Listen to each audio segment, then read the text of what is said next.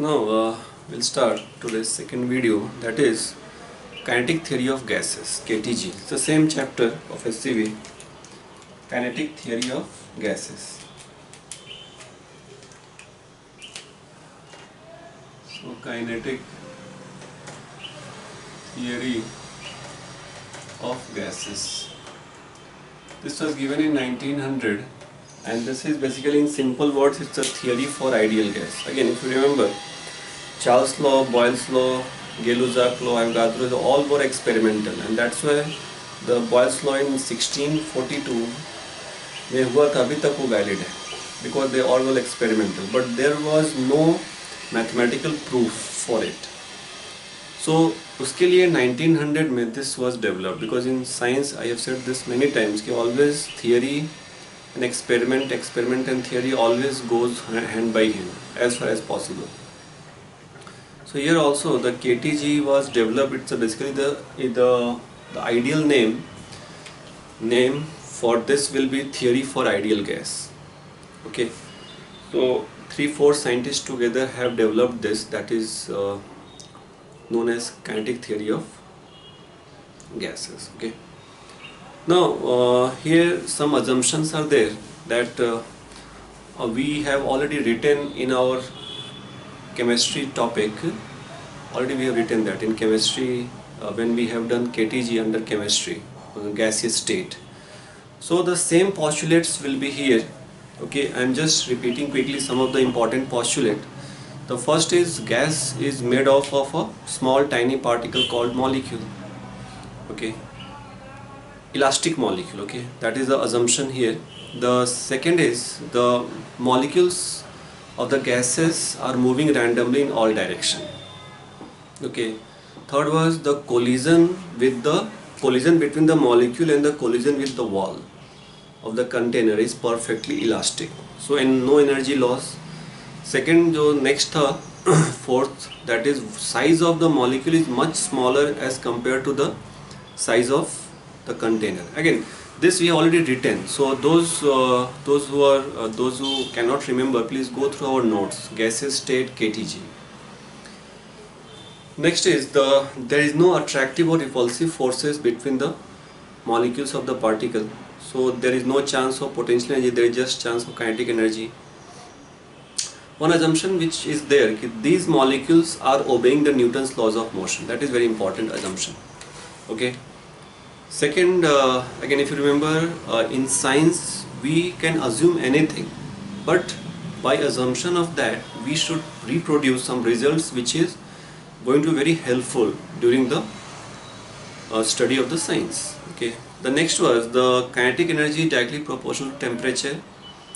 So these assumptions were there, and one assumption which we have not written there, but here it is important, so please write that: time spent during the collision between the molecules or with the container wall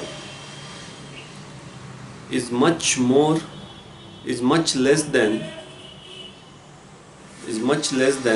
the time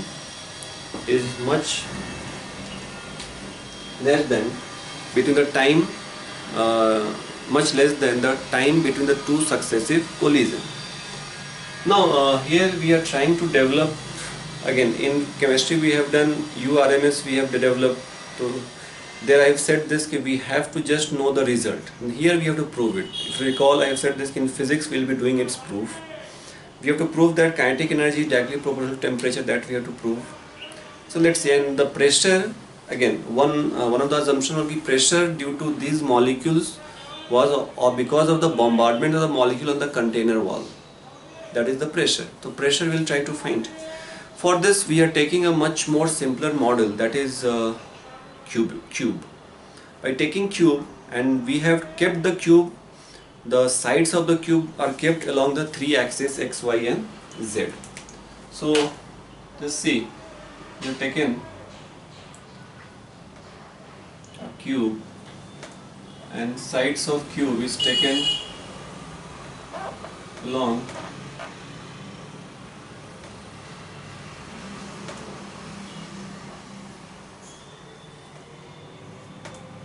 तो ढंग से draw करना। these are the cube. Now let's say this is my x-axis, this is, let's say, z-axis, this is y-axis. So this is along the three axes we have taken. The sides of the cube are kept along the three axes. इसमें कितने molecule है? तो many molecules are there. So let's consider one. Again it's a theory. अपने को gaseous molecule में देख नहीं रहे कि गैसियस मॉलिक्यूल कैसे मूव हो रहा है, कौन किससे कोलाइड कर रहा है, कोलाइड के बाद किधर जा रहा है, किधर जा रहा है. No, we are just doing the prediction theory. Okay, what is that? Let's say there is a one gaseous molecule of mass m0. Let's say all gaseous molecule have a mass m0, and since we are doing physics, so Newton's laws of motion is valid here. So here, that gaseous molecule, its velocity, we are just writing that velocity is v is equal to vx I cap, vy j cap, vz k cap. This is the velocity of the one of the gaseous molecule. Okay, one of the gaseous molecule. Let's say ith molecule. So let's say we are doing for ith molecule. I can be 1, I can be 2, I can be up to infinite here. So due to Vxi, this gaseous molecule is traveling along the x-axis. Due to Vyy, it is traveling on the y-axis. Due to Vyz, traveling along the z-axis. If gaseous molecule is traveling along the x-axis, so it is going to hit the wall. So it is going to hit the wall of this cube, this wall. This is going to hit wall, let's say A1. And again, it is going to hit this, A2. So let's say when the gaseous molecule, because of its velocity component along x-axis, it is going to hit the wall A1. Okay, wall A1. तो अगर उसको hit कर रहा है, so just before hitting, let's say the velocity of the gaseous molecule is vxi, and hit के बाद उसका direction change हो जाएगा. तो there will be change in momentum for the gaseous molecule. Okay, because it is going to hit the container wall. वो container wall को hit किया, I am assuming कि यहाँ पे एक ही molecule travel कर रहा है. For time being, we are assuming कि एक ही molecule travel कर रहा है.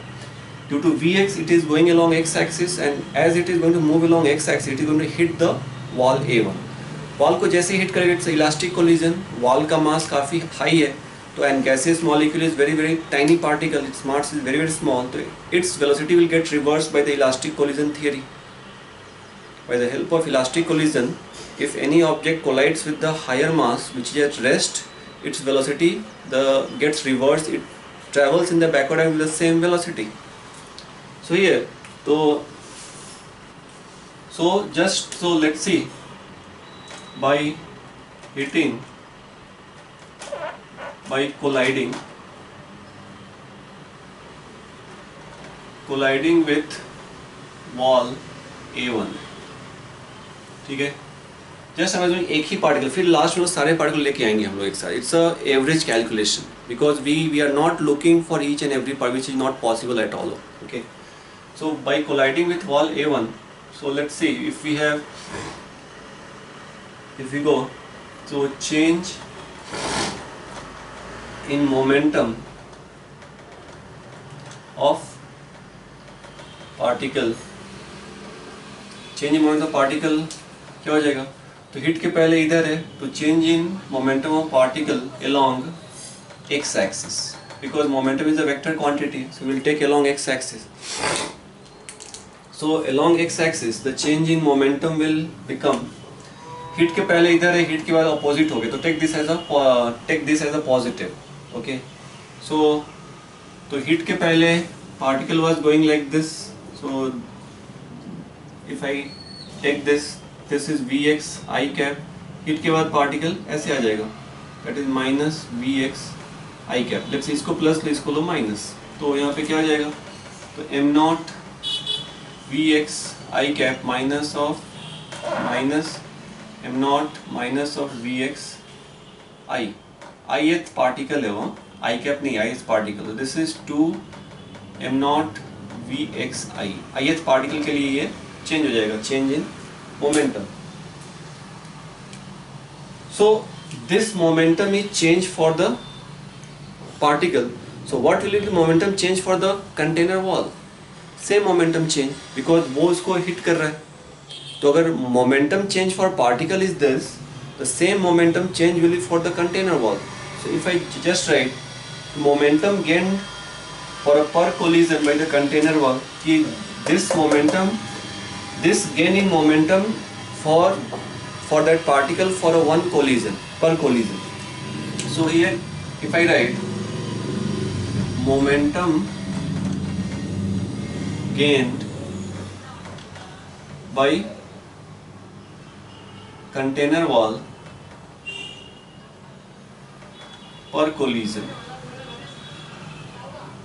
तो कितना हो जाएगा? तो इतना ही हो जाएगा, momentum gain by container wall पर कोलिजन, बिकॉज एक पार्टिकल ith पार्टिकल जाके उसको हिट कर रहा है.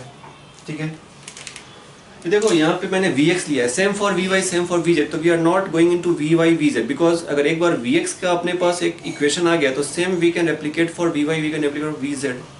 तो momentum gained by container wall पर कोलिजन इज दिस.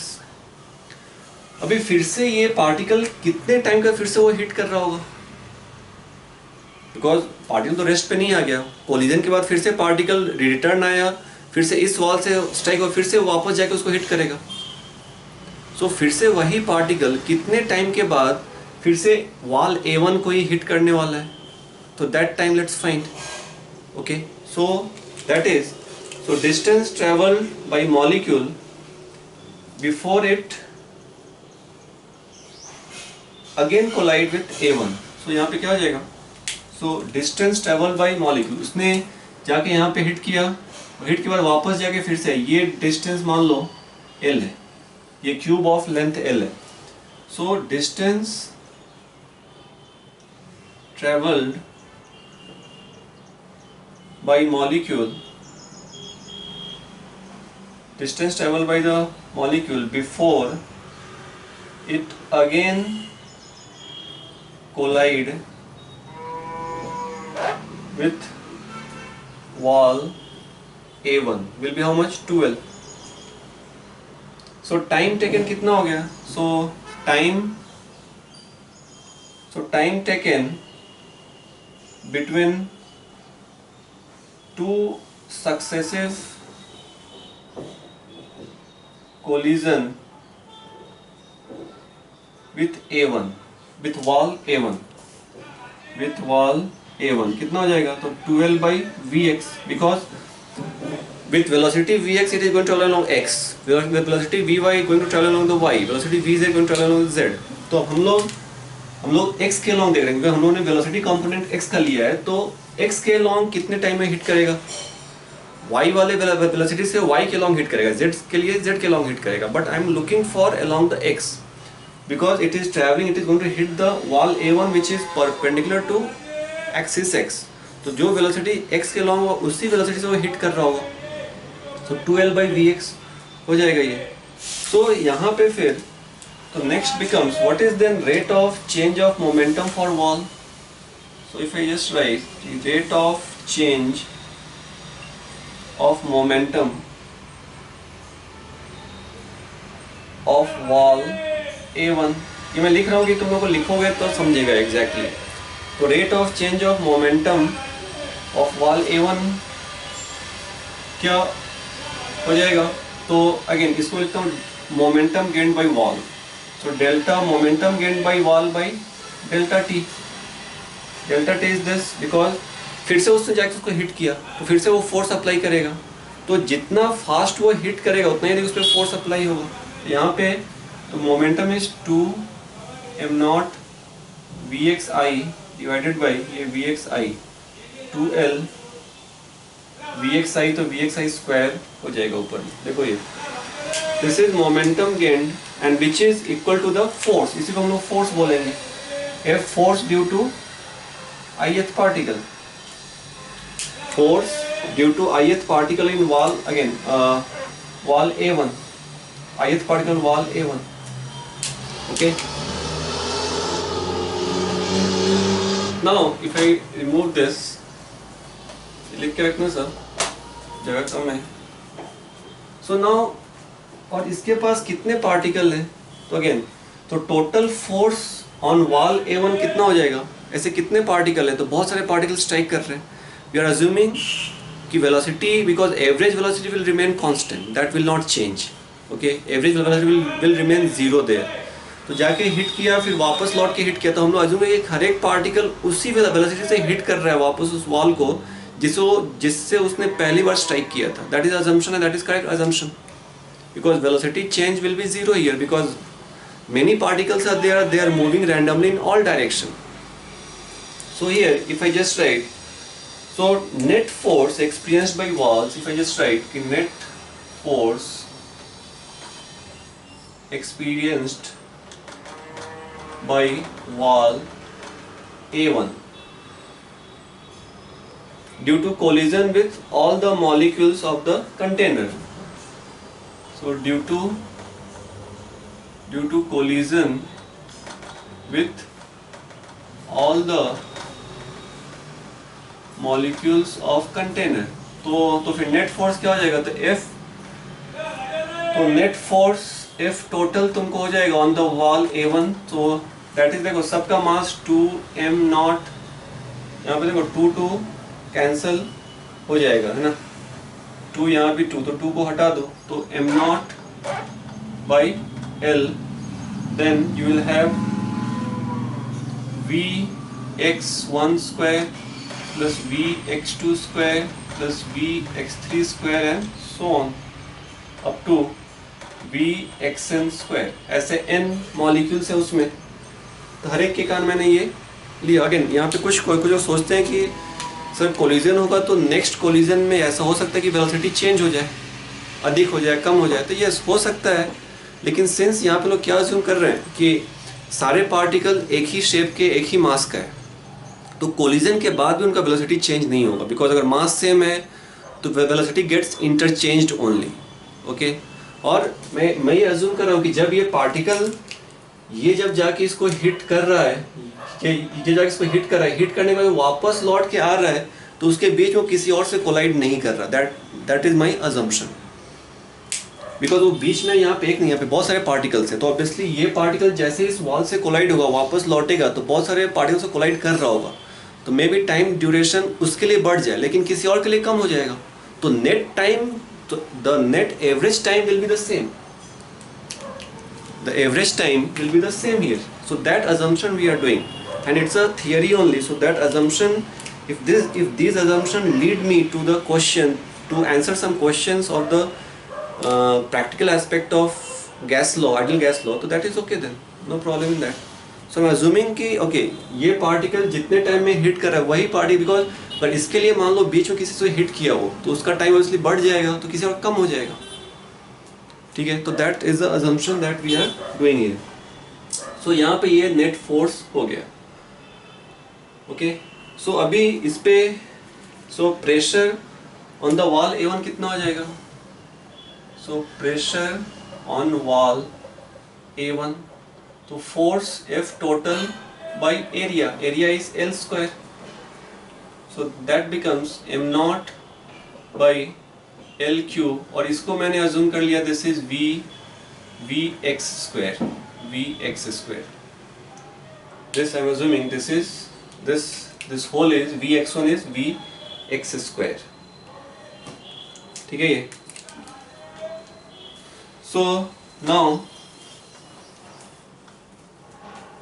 तो यहाँ पे कुछ assumption आई हो, सब कुछ क्लियर है कि मैंने अज्यूम किया कि ये पार्टिकल जब इसको हिट किया तब टाइम लेगा 0, वापस इसको हिट करेगा 2L by Vx में, along y along z.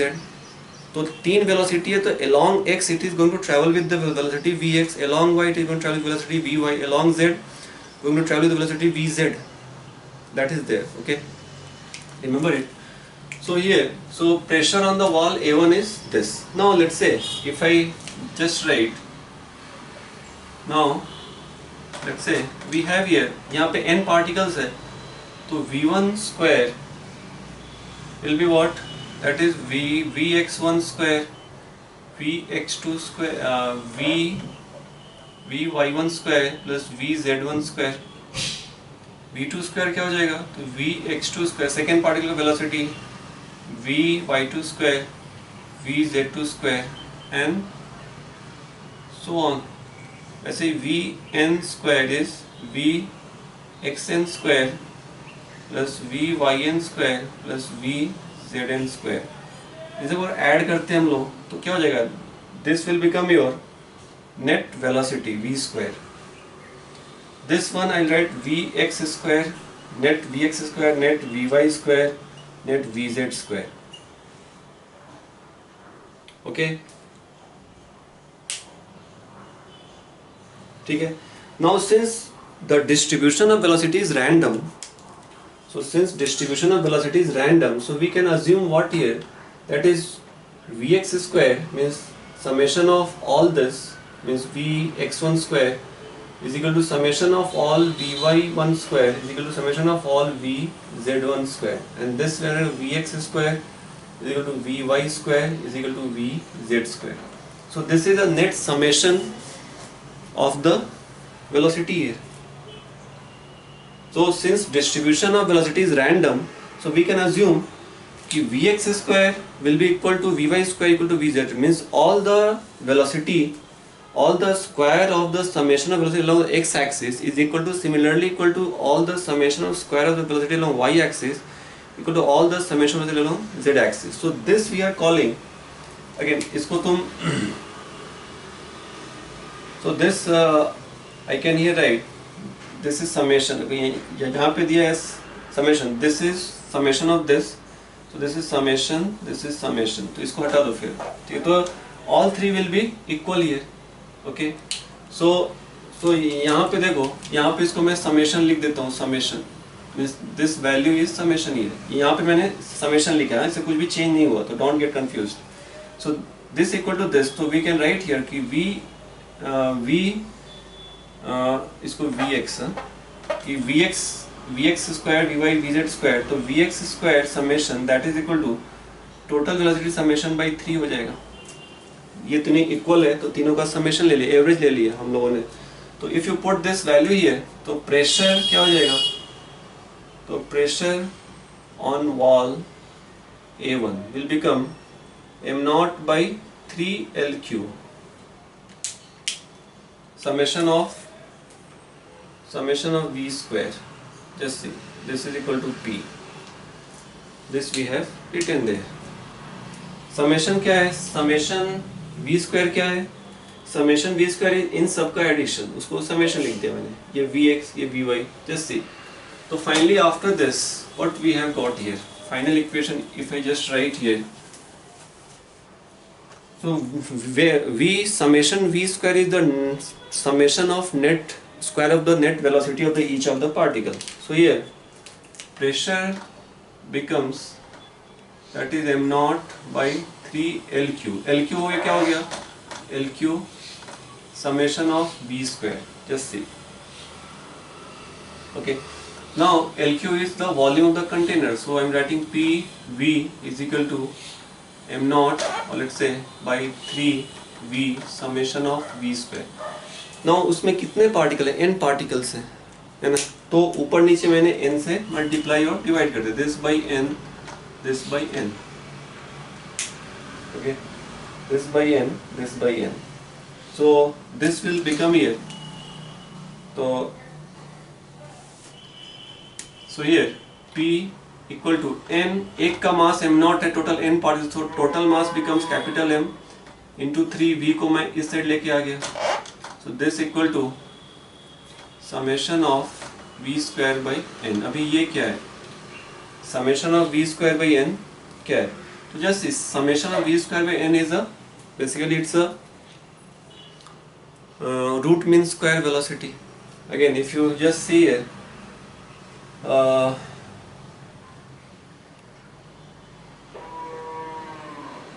so here this value is known as root mean v RMS is equal to v square RMS is v square by n.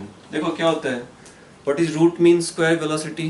तो root mean square, square करो उसका mean लो फिर उसका root low, that is का root mean square velocity. तो मैंने हर एक particle, ऐसे n पार्टिकल है तो v1 square v2 square v3 square हर एक का स्क्वायर किया, फिर उन सब का मीन लिया, तो दिस बाई एन, उसका स्क्वायर रूट, तो this is called root mean square velocity. तो ये अपना वही हो गया।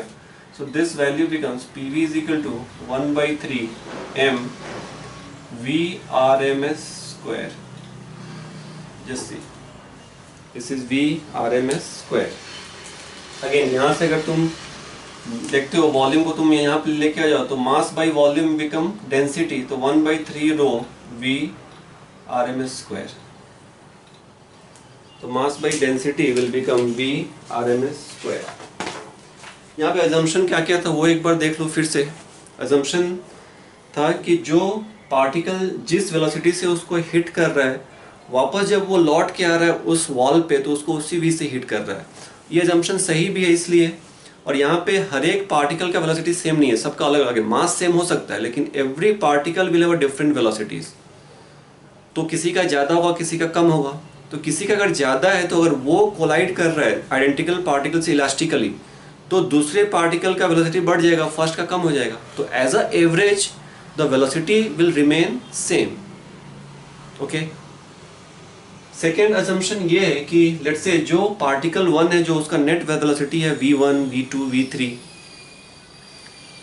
तो वो उसका वही कांस्टेंट है, ठीक है। और मैं अज्यूम कर रहा हूँ कि पार्टिकल 1 का जो वेलोसिटी x के लॉन्ग है, तो पार्टिकल 1 के वेलोसिटी का square plus particle means net velocity square is equal to summation of velocity along x का square for the all particle plus that is equal to summation of velocity along the y, means जो हमने लिखा था यहाँ पे कि net velocity square v square is v1 x square summation v1 y square plus summation v1 z square।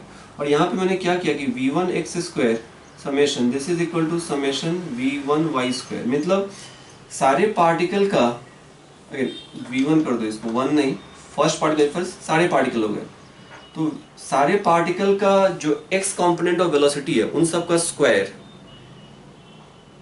का addition equal to सारे particle का जो y के लॉन्ग वेलोसिटी है उन सब के स्क्वायर का एडिशन इक्वल टू सारे पार्टिकल का जो z के लॉन्ग वेलोसिटी है उन सब का एडिशन, वो सेम है। That we are taking here. Okay, so these are the assumptions that we have taken. Okay, so remember, now let's say after this, if I just here write, so here from here if I just write here, PV is equal to half m v RMS square, and this is from ideal gas, this is nRT, this is nRT. N is what? Again PV is equal to nRT, m is the mass। तो यहाँ पे हम लोग n को हम लोग लिख सकते हैं mass by molecular mass, RT that is n, mm cancel, तो VRMS that is 3RT by m not. देखो ये तुम लोगों ने किया था, VRMS is 3RT by m not. Again यहाँ से तुमने यहाँ पे रखा, तो यहाँ से देखो, यहाँ से भी तुमको VRMS is equal to 3p by rho, ये आ जाएगा, ठीक है। अभी तो kinetic energy as a function of temperature, वो अभी तक प्रूफ किया नहीं हम लोगों ने। तो देखो यहाँ पे इसी को मैं रखता हूँ, ये काइनेटिक एनर्जी क्या हो जाएगा, तो half m naught v1 square, v1 square मतलब v1 क्या हो गया, v x1 i cap plus v y1 j cap plus v z1 k cap. तो यहाँ पे तो इन सबका v2 square v3 square up to vn square, and this velocity we are writing as mv naught summation v square. This is the kinetic energy, total kinetic energy of the all the molecules. यहाँ से देखो, यहाँ से values रखो, यहाँ पे तुमने nn multiply किया ऊपर नीचे, तो कुछ भी चेंज नहीं हुआ। Now this will become what, this will be VRMS and these two become total mass, तो half m total mass into VRMS square that is kinetic energy, ये ध्यान में रखना है। सो बेसिकली मैंने यहाँ पे क्या किया, PV इज इक्वल टू 1/3 2 1/2 से किया multiply, so 1/2 V RMS square. Now this will be kinetic energy, so PV is equal to 2/3 kinetic energy. Okay, so here from here ये सब लिखना है। so kinetic energy becomes 3/2 PV and PV is equal to nRT, so 3/2 nRT, so that implies from here that kinetic energy for a given number of mole is proportional to temperature. Temperature increase होगा, kinetic energy change होगा। Okay, next is kinetic energy per unit volume। तो ये proof एक बार 2-3 बार खुद से proof करना है एक बार, ठीक है ना। ये प्रूफ खुद से एक बार प्रूफ करने की कोशिश करना। बोर्ड में है लेकिन क्वेश्चंस नहीं आते इस पे, just for understanding. Now kinetic energy per unit volume क्या हो जाएगा यहाँ से, so kinetic energy per unit volume will be 3/2 P. This is kinetic energy per unit volume. Okay. Next is kinetic energy per unit mole, 3/2 RT. Per mole, kinetic energy per mole is 3/2 RT. So this is the proof of kinetic theory of gases, and there we have proved that here and वहाँ पे उन्होंने assumption किया था कि kinetic energy is proportional to temperature here. So यहाँ से kinetic energy, this kinetic energy, so kinetic energy becomes equal to 3/2 PV, and this is equal to K times of, मतलब it is proportional to temperature. So यहाँ से PV is proportional to 2/3 T. So pressure and volume is proportional to temperature, and when we remove this, so we get PV equal to nRT. nR is the constant. nR is the constant here. So जो कि Boyle's law, Charles law से अब जो ideal gas equation आया था, हम लोग वो ideal kinetic theory of gases से वो इक्वेशन लेके आ सकते हैं। That is only outcome here. ये देखना, मैं यहीं पे रुक रहा हूँ, इसको 2-3 बार खुद से प्रूव करो और डाउट सेशन में कल डाउट्स पूछो, तभी जाके क्लियर होगा। Okay, thank you.